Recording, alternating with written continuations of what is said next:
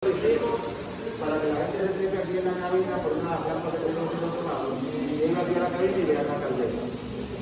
Entonces, esta parte prácticamente estaba pegada acá. Y esta escalera iba aquí. O sea, aquí había un espacio bien pequeño. No llegaba ni a un pie de ancho.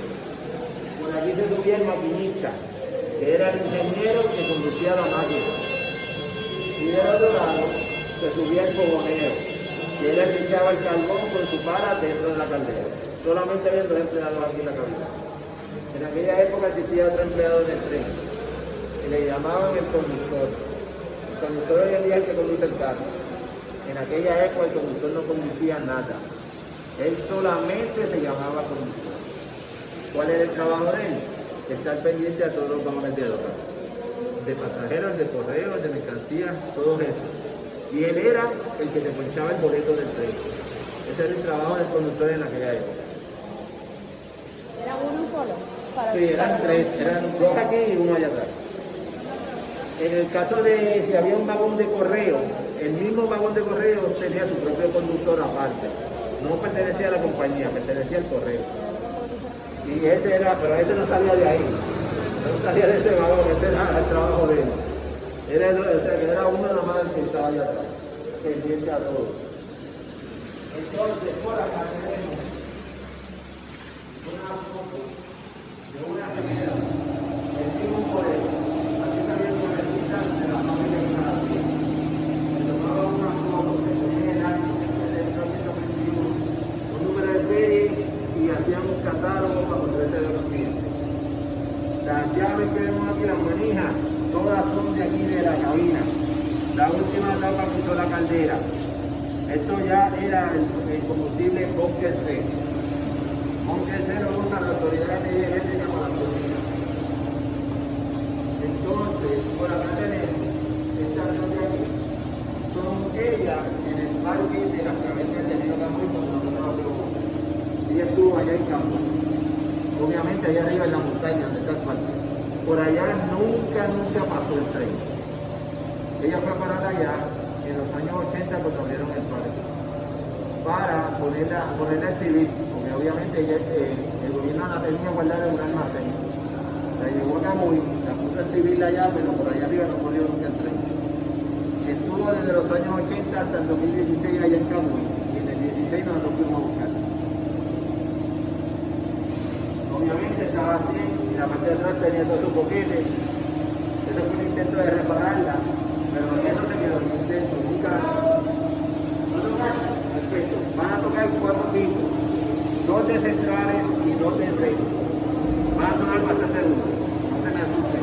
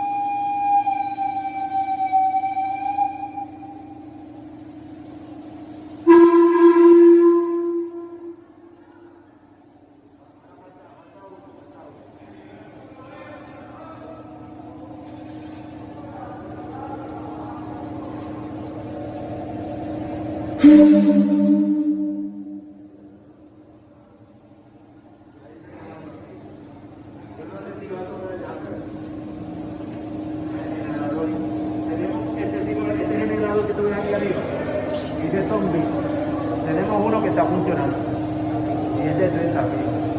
Tiene más de 61 años sin usar. Aquí era que sonaba. Ellos funcionan con vapor. Por eso es el ruido. Acá no nos están probando con un tanque de aire. Pero ellos sonaban así incluso.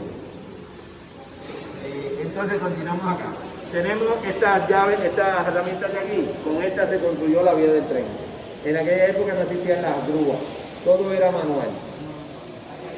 La pieza principal, el metro, pues esta era la medida estándar, no podía fallar porque ya estaba ajustado a esa misma. lo cogías, la ponías en el piso, unías los dos rieles de cada lado, ya era 1 metro. No hay que hacerle ajustes ni nada de eso, esa era la medida. Cogían clavos, aguantaban los rieles en esta posición, movían estos varios metros para allá, ponían otra vez, ponían los clavos para aguantar los rieles y seguían así. Todo esto se construyó manualmente. Las pinzas estas para cargar el riel de metal. El mínimo de largo 30 pies y el máximo 60. 30 pies, 5 pinzas de estas con 10 empleados para cargar 30 pies de esto. Lo cargaban todo el mundo y lo ponían donde iba. Estas de acá para la traviesa, las maderas de abajo. 2 empleados. La pinchaban y la jalaban y la ponían donde iba. Todo en aquella época era manual, todo.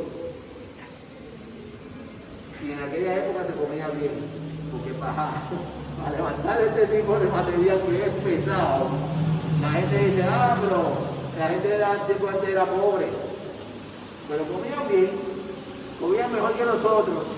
Ellos no tenían diabetes, no tenían alta presión, no tenían nada de eso. Nosotros comemos pizza o dos hamburguesas y tenemos diabetes, tenemos alta presión, padecemos de otros. O sea que antes las preocupaciones no existían, eso es hoy en día. En aquella época solamente ellos pensaban en trabajar y buscar dinero para la familia. Acá tenemos un gato de los que se usaron para levantar el tren, la locomotora. Esto es en forma de tornillo. Tú le metes una barra por el boquetito y empiezas a darle vuelta y es tubo. Todo era manual. Este es el más chiquito que tenemos en el museo. Hay unos más grandes que son como así de grandes y parece como si fuera una boca en la parte de abajo. Estos son diferentes, no son de tornillo, son de los más modernos. Aquí tenemos una campana original de tren. Así de grandes son ellas. Entonces, por acá, toda esta pared que vemos aquí, estas herramientas pertenecieron a la Central Mercedita de Ponce. Todas son en acero y todas tienen más de 100 años. Yo le pregunto a la gente, cómprate una herramienta hoy en día a ver si te va a durar 100 años. Lo primero que va a pasar es el enchape plateado se le va a caer y le va a salir el moho. Y muchas de ellas, específicamente las llaves que tú le tienes que dar con una rosquita, la rosquita se le va a dañar y vas a tener que botarla. Pues miren, esto eran las herramientas de antes, las llaves de antes. Estas que están aquí, todas se usan muy bien los trozos, todavía. Acá arriba tenemos 2 letreros de la estación de tren de Santa Rita de Guánica. Así eran los letreros antes de que llegaran los americanos en las estaciones de tren. Este letrero se hacía en Francia. Aquí tenemos el nombre de la compañía que lo hacía, Edgins en París. Y al frente dice una palabra que conocemos hoy en día como correo electrónico, email.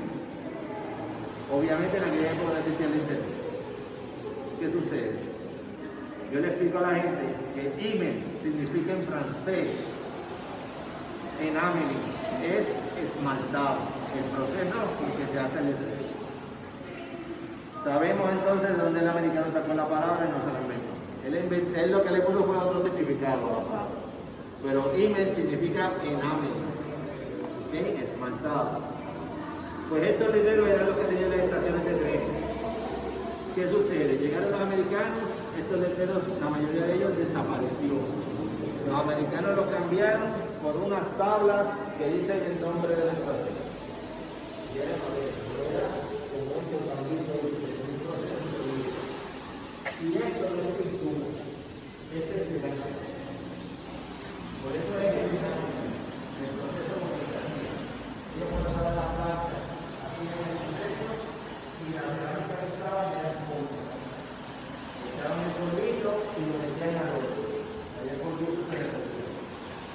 O sea, era también, en aquella época, todos los procesos eran sencillos, nada de complicado como hoy en día.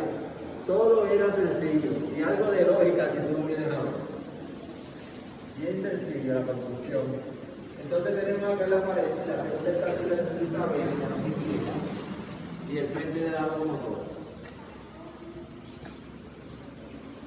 Aquí es que todos nosotros se toman fotos.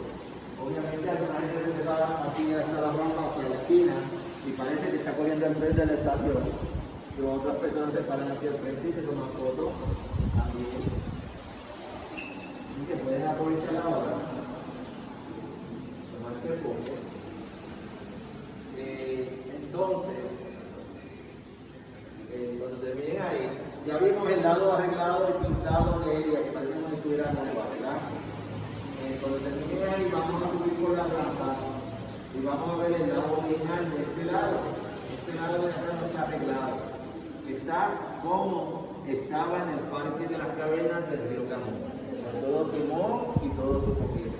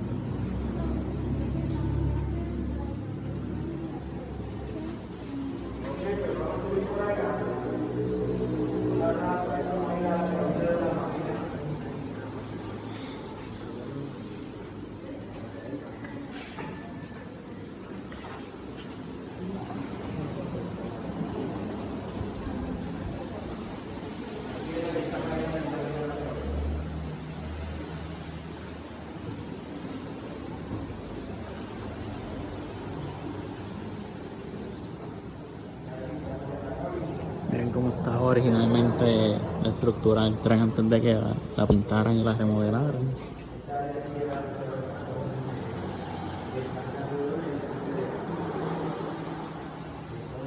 Aquí tenemos la palanca de velocidad, ella solamente sirve para adelante y para atrás. Cuando iban a arrancar, tenían que esperar a que subiera, medir el reloj de presión, que llegara a cierta presión en específico para poder arrancar. Esta palanca comenzaba allá al frente, antes de arrancar. El maquinista que estaba de este lado, jalaba la palanca de los frenos y lo quitaba. La máquina empezaba a moverse lentamente. Cuando se movía el último vagón de atrás, él venía y movía esta palanca un poco para atrás. Y ella aceleraba. ¿Veis? Ella aceleraba. Cuando llegaba a otros minutos en esa otra velocidad, volvía el maquinista y lo movía más para atrás. Y ella aceleraba otra vez. Cuando llegaba aquí al medio, ya iba a la velocidad máxima, que eran 25 millas. Ella corría entre 15 mínimo y 25 máximo. ¿Qué sucede? Aquí la gente que viene a anunciar, específicamente los muchachos, me dicen 25 millas no es nada. Digo, no es nada hoy en día que después tapón y boquete en la carretera. Pero ella iba solita por los hielos, no había tapón, y no había boquete porque ella estaba corriendo por encima de los hielos.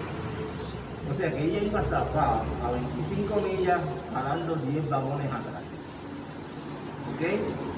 Entonces, si por casualidad alguno de esos vagones se desconectaba del tren, ella se ponía más liviana y aceleraba sola. Aumentaba la velocidad, que pasaba los 25. Cuando eso pasaba, el maquinista tenía que ponerle el freno porque no podía dejar que se pasara. Si se pasaba eso, se salía de los ríos, se descarrilaba. Los locomotores en Puerto Rico se usaban para fuerza, no para velocidad. En los periódicos salieron mucha gente quejándose, obviamente que se montaban en el tren diciendo que el tren iba muy lento en aquella época. Yo les digo a la gente, sí, lo que pasa es que ellos estaban allá atrás en lo último. Si ellos llegan a estar al frente de la máquina, que el viento le da, yo te voy a contar otra historia, para ver si iba lento. Pues nada, aquí dos empleados, el maquinista aquí en una silla y allá otra silla para el fogonero. Entonces, aquí había una compuerta y allá otra. Ellos la abrían y entraba aire por aquí y por allá. Existía el sunroof en los trenes, no solamente en los carros hoy en día. Entraba aire también por ahí. La ventana esta se abría hasta la mitad y entraba aire por aquí y aire por acá. O sea que nadie se estaba chicharrando aquí adentro. Y otra de las cosas que también la gente me pregunta, ¿qué hacía calor? Obviamente, cuando tú abrías la compuesta, seguro que iba a salir el caliente en lo que echaban el carbón y volvían y ¡pac! Cerraron la compuesta. Pero aquí mayormente todos ellos iban fresquecitos, recibiendo aire de todos lados. Y iban sentados. O sea que iban tranquilitos conduciendo la moto. En esta parte aquí tenemos esta palanca que es la del pito. Tú solamente lo levantabas y el pito estaba sonando. El pito funcionaba con vapor. Entonces, de este lado estaba la campana y acá el fogonero la tocaba. La campana tenía una soga.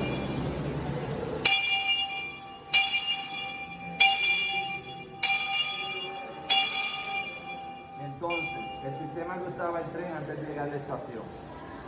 Están a 3 millas de distancia de la estación. Tocaban primero el pito se veía más lejos. El tren corría por los valles y la costa, nunca por la montaña. Ok, cuando el tren está a 1 kilómetro de la estación, tocaba la campana. Así el jefe de estación la escuchaba y sabía que el tren venía y se le informaba a todos los pasajeros de la estación. Cojan maleta en mano, el transbordo son 3 minutos y no se me vayan para la tienda a última hora porque se van a quedar a pie. Obviamente, si la gente se quedaba a pie, tenían que cambiar el boleto luego y esperar varias horas en lo que venía el otro tren. O sea que era pérdida de tiempo. Ir a la tienda era pérdida de tiempo, porque si ya llevabas varias horas esperando ese que llegó y no lo cogiste, tenías que esperar otra vez. Y la culpa había sido tuya, no es del tren. Porque el tren llegó exactamente a la hora que llegó. Varío dependiendo de dónde tú ibas. Si tú ibas, vamos a poner en San Juan, el tren salía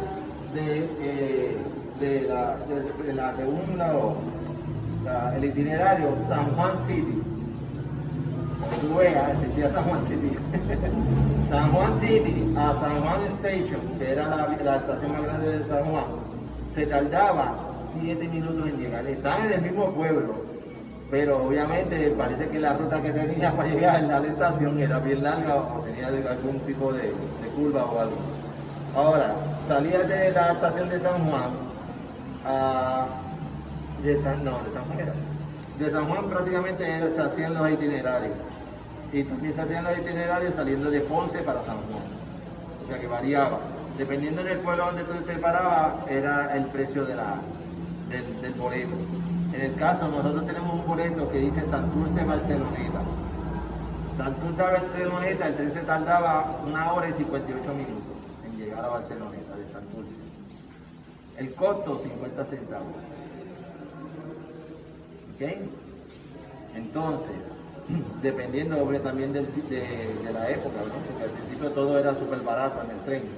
Luego con los años porque aumentaron los precios. Lo más caro de San Juan a Ponce era prácticamente 4 pesos o un poquito más de $4. En aquella época eso es un montón de chavos, porque con 5 chavos tú desayunabas en aquella época. Así que te puedes imaginar, eso solamente era para la gente rica en aquella época.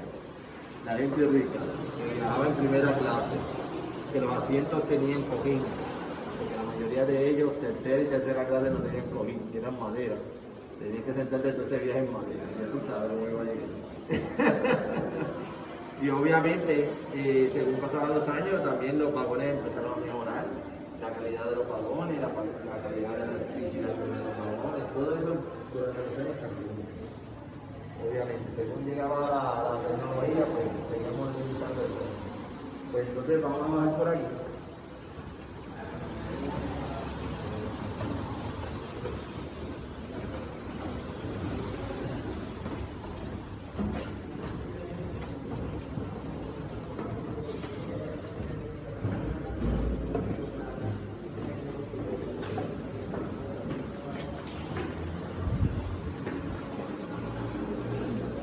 Ok, aquí en esta pared que vemos acá, tenemos diferentes cosas de diferentes centrales de caña.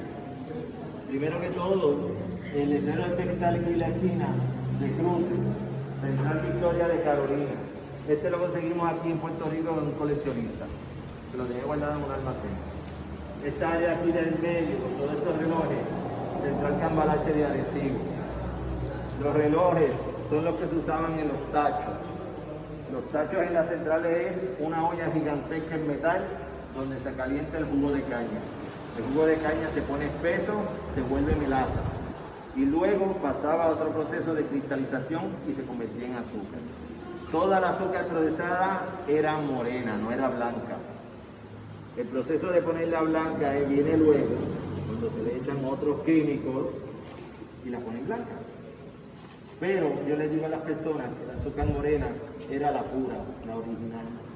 Hoy en día la blanca viene siendo la alterada. ¿Okay? Muchos de los nutrientes se perdieron cuando cambió a blanca. Eso es un detalle que nadie lo cuenta, pero es la realidad. Entonces, esta área de aquí, todo era de la central mercedita de Ponce. Esto no lo tuvo el gobierno central para el museo. También tenemos las luces son las de los pasillos de la central, con excepción de las bombillas LED que no existían en esa época. Esta que prendía apaga era una alarma y esta alarma obviamente está dañada. Esta alarma estaba en los tachos acá. Eso brega con presión. Se parte una manga en una tubería, esto empieza a sonar y los empleados salen de esa área para que lo arreglen. Entonces también tenemos esta pared. El timbre que vemos aquí en el medio, el de la escuela, el mismo, se usaba para lo mismo, entrada, salida y reverso. La sirena de abajo, es el único ruido que hace porque está dañado. Entonces, el bulto amarillo, el bulto original de la central. Aquí llevaban la nómina para pagarle a los empleados. Muchas personas que vienen aquí al museo, específicamente las señoras, me preguntan que si yo lo chequeé antes de ponerle la página. Y yo digo, sí señora, yo lo abrí, chequeé las esquinas donde el dinero se queda pillado, pero no tiene nada, está limpiecito. Si ella esperaba que hubiera echado ahí, estaba equivocada. Entonces, los cachos de los empleados eran en metal. Esto yo lo usaba, se le cayó al piso, se dobló un poquito, pero él lo siguió usando.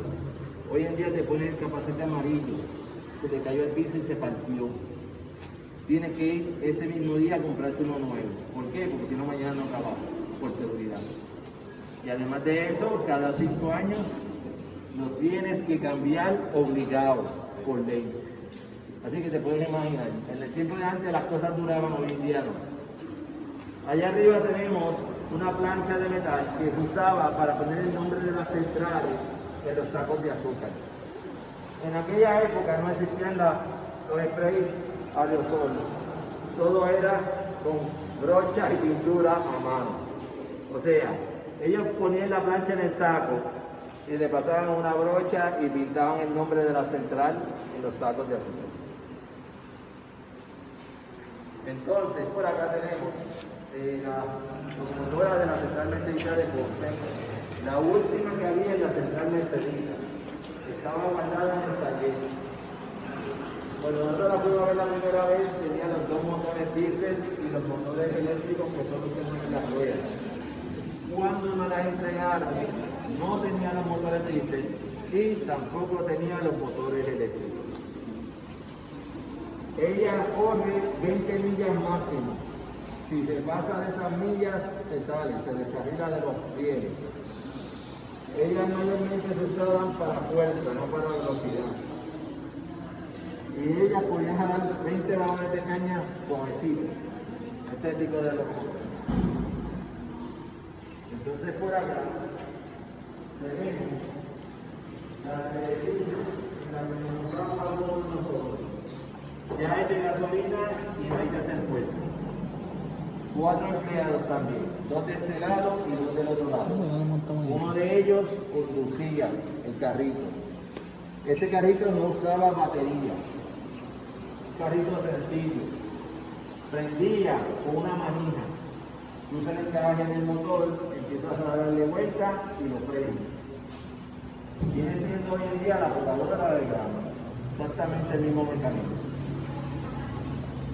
Obviamente con el tiempo entonces la incluyeron la batería y prendía con un botón o una llave, como los carros.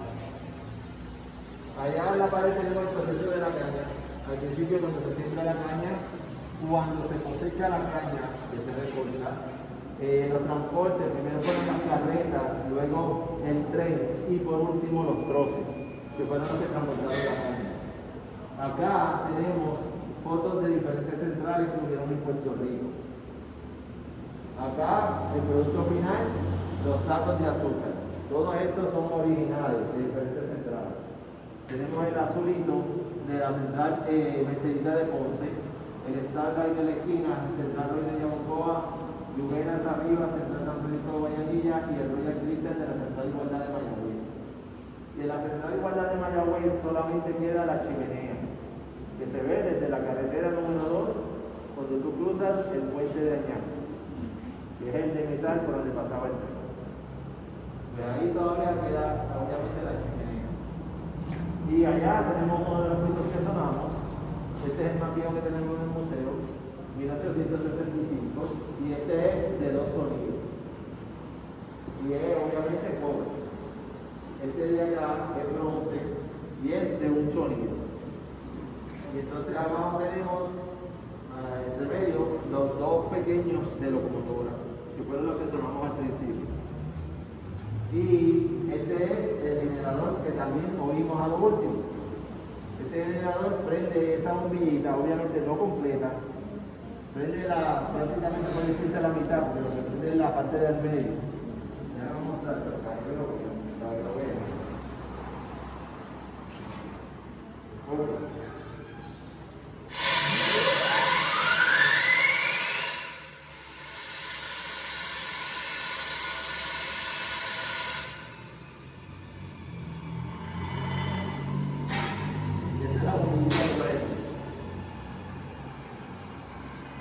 Este generador tenía más de 10 años sin prender. ¿Okay? O sea que si podemos venir a pensar que fue la última vez que lo usó el tren, antes de que se fuera a quiebra, obviamente, o que lo dejara de usar.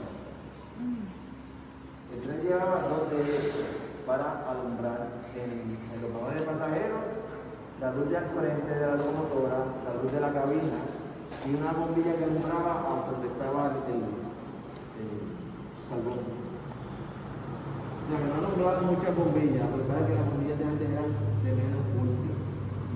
Las de los pasajeros eran 12 voltios. 12 voltios son bombillas de Navidad. Este tipo de bombillas es lo que había en los vagones de pasajeros. O sea que no alumbraban mucho en realidad. Era mejor dejarlo con el quinqué, que era lo primero que teníamos. Pero la gente se quejó con la compañía de trenes, diciendo que por los quinqués todo se veía oscuro. Cuando pasaba por los trenes todo era oscuro, porque obviamente era la noche. Pues se quejaron y la compañía se puso los 2 generadores y cambió la bombilla. De tarde para echarse para atrás, alumbraban bien las bombillas que quinqué. Esta es una de las experiencias que yo me gusta decirla porque la ley me lleva a reír. Porque yo sabía que la bombilla era de 12 voltios y obviamente ellos tenían un cuadro o no, porque me estaba todo el cajón en realidad. Pero se quejaron, no que está oscuro, tarde ya. Ahora es que por la bombilla. Entonces acá tenemos el letrero de los últimos que hubo en Puerto Rico. Normalmente se usaba los cofres grandes. Este de aquí era de la Secretaría de Ponce y también el gobierno no lo dio. O sea, nos dio por decir la mitad de por qué pantalón de negro con tecnología. Faltó un letrero que va aquí abajo, amarillo con letras negras. Aquí abajo hay unas luces que prendían apagadas, tampoco. La campana original era negra, tampoco no la dieron. Y el letrero de cruce original era rojo con letras amarillas, tampoco no lo dieron. O sea que nos dieron el palo pelado.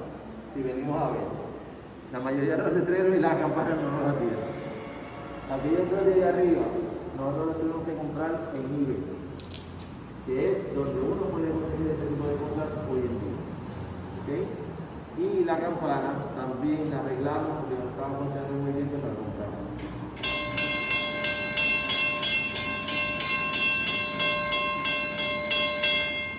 Y este mecanismo se usaba al principio manual. Luego fue que se hizo electrónico y una cabina que estaba 100 pies por allá era que activaba la campana y bajaba el brazo mecánico para los carros. Pero al principio esto era manual. Tenía que venir un empleado dar la campana y otro empleado darle el brazo manual al carro, al principio. Y así era que funcionaban los trabajadores de la industria de la pera. Entonces vamos a pasar por acá, que tenemos varias exhibiciones y varias colecciones de sueños que les quiero mostrar.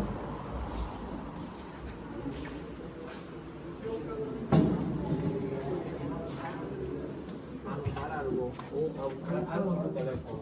¿No serán los números de estas personas o algo de una colección? No, pues yo creo que... Pasen por ahí, no se preocupen.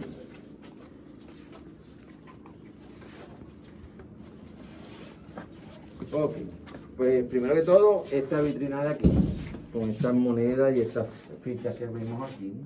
Aquí tenemos un sombrero de conductor de trolley original. Acá tenemos los botones del uniforme del conductor de trolley. Aquí tenemos un boleto original del tren. Este es el que yo te había dicho de Santurce, Barceloneta, 50 centavos primera clase. Es ese que está ahí. Ahora sí hace falta. Si tú lo dices, así mismo es. ¿La gasolina cómo está? El trolley salía lleno como con 500 personas. Entonces, aquí tenemos esta placa. El fogonero que echa el carbón dentro de la caldera. El fogonero recibe esta placa, pero es después de varios años de haber estado en la compañía. Él originalmente empieza con una chapita como esta que está aquí cuadradita con el número. Eso era lo que identificaba obviamente a los trabajadores. ¿Sí? Entonces ya cuando tenía esta placa ya lleva varios años en la compañía. Obviamente lo subía, como dice uno, de rango. ¿Okay? Entonces, tenemos acá, estas tres de aquí son del tranvía de Mayagüez. Una de ellas dice pues, playa, o sea que el tranvía te lleva hasta la playa. Obviamente desde la plaza prácticamente, por la Méndez Vigo. Y las otras dos dicen medio pueblo y pueblo. Medio pueblo significa medio viaje. Y el pueblo decía era el viaje completo. Acá una moneda de 15 centavos por una carretada. Una carretada en aquella época era, hoy en día, el taxi. Tú le pagabas el de la carreta y el de la carreta te llevaba donde tú querías. Entonces, también tenemos por acá estas monedas de acá que son real, de la época española. De la línea férrea del oeste, que estuvo antes de que llegara el tren a Puerto Rico. Este señor, el dueño, Ramón Valdés, tenía una locomotora de vapor que salía de Cataño a Bayamón y tenía una lancha que salía del Viejo San Juan a Cataño, o sea que hoy viene siendo la lancha de Cataño. O sea, ahí fue el creador, si venimos a ver, de esa ruta. También tenemos estas de acá, son de trolley también. Son tres clasificaciones diferentes. Primero es estudiantes, pasajeros y empleados. ¿Ok? Estas son de los empleados de las centrales de caña, que tienen solamente un numerito. Le daban al empleado ese numerito, esa chapita, él la tenía en el cuello amarrada. Al fin de la semana él iba con eso al departamento de finanzas a cobrar la semana. Por el número, el que pagaba sabía el nombre y toda la información del empleado. ¿Ok? No es como hoy en día que tiene que llenar papeles. Pues ya ellos se sabían por el número del empleado, cómo era él, y dónde trabajaba y todo. Todavía. Todavía, pero hoy en día son barcodes que te ponen.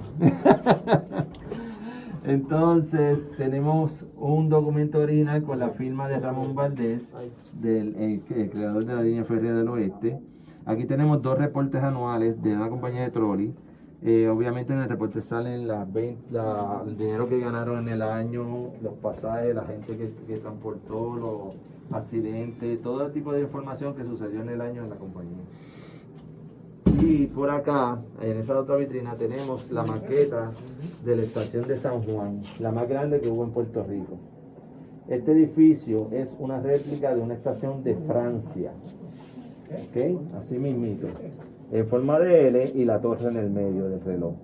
Este reloj medía alrededor de 2,5 metros de alto. Significa que se veía desde lejos el reloj. Este edificio icónico, histórico, lo derribaron en 1967 para hacer hoy en día una réplica en cemento. Así mismito, en forma de L es el edificio que está ahora. No tiene la torre, obviamente, de reloj. Sí tiene un reloj, pero es bien pequeño. Si mide más de 1 pie de alto es mucho. O sea que para verlo tienes que estar pegado al edificio, contrario a este que podías verlo de lejos. Este edificio viene siendo el parking de Covadonga en el viejo San Juan, que está al frente de las lanchas de Cataño. Y entonces, como pueden ver, era de 3 pisos. Los 2 pisos de arriba eran mayormente oficinas. Entonces, hoy en día el edificio tiene 3 pisos también. Entonces, tiene en el área donde está la torre, lo que hay ahí, tú entras y hay unas escaleras que te llevan a los pisos de arriba. Y tiene una foto de esta estación, ahí mismito, recordando que ahí estuvo ella, la original. Ajá, y entonces, entonces también es la parada de las guaguas de la AMA. Ahí es que la guagua de la AMA es el terminal de San Juan. Y ahí también para las guaguas de la AMA. Bueno, solo para aclarar, si tiene todo, ¿te acuerdas? Ah, ok. Tiene una torre. Tiene una torre, sí, pero obviamente sí, es más o menos del mismo alto. Si venimos a ver. Sí, sí. Son más pequeñitos, pero tiene- Sí, más o menos del mismo alto. Y entonces, también allá tenemos las maquetas de las estaciones de Isabela, la primera y la segunda. Y acá tenemos una colección de clavitos que se usaban en las traviesas. Cada vez que cambiaban una, le ponían un clavito y el número que tiene arriba es el año en que la pusieron. ¿Ok? Esta es la colección del dueño, que él ha ido poco a poco, obviamente, juntando ahí. Acá tenemos los clavos de villa, este que está enchapado en oro y el otro que está al lado. Esos son los que aguantan los rieles en las traviesas, en las maderas. Grande, heavy. Sí, eran de las gordas. Y acá tenemos los vagoncitos rojos. Eso fue una donación de un señor que vino. Son juguetes del tiempo de antes. Ya no existen, ya no se hacen, porque son obviamente bien difíciles. Además de eso, el vagoncito es por dentro está hueco. Solamente tiene la forma de afuera del vagón. No es como algunos juguetes que tienen la forma afuera, pero adentro también tienen el plástico, los asientos y eso, como los Tonka. Ya son Sí, ya eso, no. Es más, ya los Tonka ya de ese tipo no sale tampoco. Los que salen en las versiones nuevas. eso también. Y entonces, por acá tenemos obviamente la biblioteca de nosotros, donde hacemos las investigaciones de nosotros. Acá. Y acá en esta vitrina tenemos una colección de vajillas de la compañía Caribe China, bien famosa en la época. Ellos le vendían este tipo de vajillas, este tipo de tazas de café a los hoteles y a los restaurantes. Mucha gente que yo traigo aquí que ven la vajilla, mucha gente me dice, mira, yo tengo la del gobierno, con el logo del gobierno, o yo tengo el platito azul con el diseño, o la taza de café de color tal, o la taza de crema para echarle el café. Cuando ellos me empiezan a decir, ¿verdad?, todo lo que tienen en sus casas, yo les pregunto que si los tienen guardados en el chinero. El chinero, mucha gente, ellos dicen que sí, se echan a reír. Obviamente los jóvenes son pocos los que saben que es un chinero. Y yo les doy la explicación. El chinero es la caja fuerte de tu abuela. Así. Ahí era que se guardaba la mejor vajilla de la casa. No se tocaba, no se sacaba de ahí, se miraba de lejos. El chinero no se abría porque tenía llave y candado. ¿Ok? Y muchas veces, entre la colección que tenía tu abuela, había una taza que era la que se usaba para guardar la azúcar, con tapita. Pues en esa taza en específico, tu abuela guardaba los chavos. Los chavos. ¿Ok? Y como estaba bajo candado, tú nunca te ibas a enterar que había chavos ahí. O sea que, pues, las abuelas de nosotros eran tremendas. y todos los chineros, la mayoría, los mejores, estaban hechos en caoba, para que la polilla no se lo comiera. ¿Ok? En algunas casas,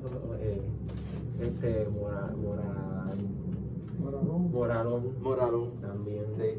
Que tengo un pedazo de un chinero de esos en casa. Entonces la gente se empieza a entusiasmar, obviamente, recordando todo ese tipo de cosas, y empiezan a decirme nombres de diferentes muebles de la época. El primero que me dicen es el chiforobe.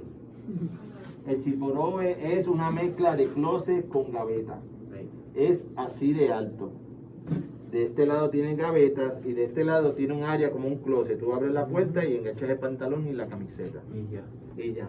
Eso es lo único que Yo lo tiene he el visto chiforobe. doble. Que tiene las gavetitas aquí, gavetas acá y en el medio. Y en el medio. el armario. Pero no es muy alto, es como así nada más. Es así. Sí, bajito, bajito. No es como hoy en día que hay closets portátiles que son así de grandes y ahí tú puedes poner la ropa. Pero en aquella época, y era todo de madera buena, buenísima, que duraba. Ahora es prensado y que llueva. Ah, sí, ahora el prensado se moja y se esponjó. Así mismo es. Igual de caro. Igual de caro. Entonces por acá tenemos todos los afiches de las convenciones que hemos hecho. Hemos hecho 10, vamos a hacer la 10ª este año, en septiembre. Ya hemos hecho 9 convenciones del tren. Y cada una de ellas traemos a alguien que nos hable, el conferenciante nos hable de algún tema del ferrocarril, relacionado al ferrocarril. Allá tenemos una serigrafías de un artista isabelino, se llama Rubén Rodríguez, y él hizo el tema del túnel de Oaxaca. Tenemos una versión saliendo del tren de la parte del frente y esta parte del mismo túnel saliendo por la parte de atrás. Y tenemos un libro con 100 fotos de 100 locomotoras de la época, de finales de los años 60, de una colección privada del señor Dave Dale, un norteamericano que estuvo aquí en esa época y visitó todas las centrales que todavía estaban funcionando y tomó fotos de todo y video de todo. Y además de eso, obviamente, todo lo que tenemos aquí en la tiendita, los refrescos y eso, tenemos los sombreros de maquinista, tenemos clavos de la pieza, aquí quedan algunos, obviamente magnetos, bookmarks, llaveros y obviamente las pirografías, los pirograbados relacionadas al tren. Muy bonitos que son. Y tengo que traer más. Entonces, pues ya no nos queda mucho tiempo. Nos da break para ver el video. Nos da break. Vamos a ver un videito corto de 15 minutos. Son 2 videos mezclados y los 2 juntos duran 15 minutos. Uno de ellos es cuando traímos toda esta maquinaria y la metimos dentro de este museo. ¿Ok? Y el segundo es una entrevista que le hacen al dueño, Víctor Díaz, preguntándole cómo fue que él se interesó por la historia del ferrocarril de Puerto Rico. Pues vamos a pasar por aquí, vamos a ir al último cuarto de allá, de la esquina. Bueno, por aquí.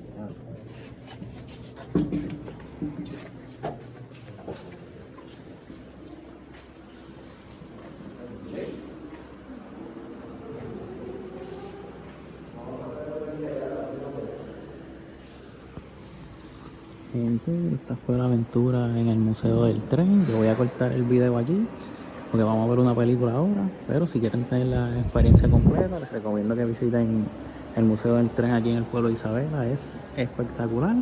Y para más videos así, síganme tanto en Facebook, Instagram, TikTok y YouTube como Aventurando por mi Isla. Se cuidan.